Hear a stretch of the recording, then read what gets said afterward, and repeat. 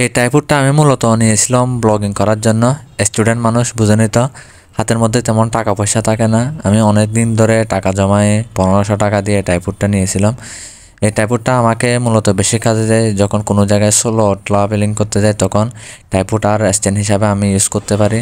তো এই জিনিসটা হয়েছে কি, আমি গ্রামের বাড়ি থেকে যখন শহরে আসতেছি ব্যাগের মধ্যে নিয়ে, তো বাসায় আসার পর আমি হাতে নিয়ে দেখতেছি এই টাইফুডের মাথার উপর যে একটা স্ক্রুপ থাকে, মূলত স্ক্রুপে হচ্ছে মূল কাজ। তো এটা আর আগের মতো হচ্ছে না, ভেঙে গেছে নাকি কি হয়েছে কিছু বুঝতে পারতেছি না।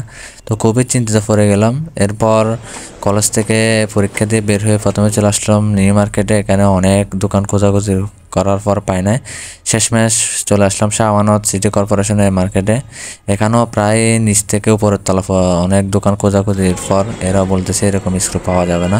তারপর একজন বড় ভাই বলতেছে তিনপুলের মাথায় একটা স্ক্রুপের মার্কেট আছে, ওখানে যাওয়ার জন্য। এখানেও আসলাম, এখানে এসে অনেক খোঁজাখুঁজির পর পাই নাই। তো শেষমেশ এরকম একটা স্ক্রুপ নিয়ে এটা কোনো রকম হয়েছে বা টাকের মতো কাজ করতেছে না।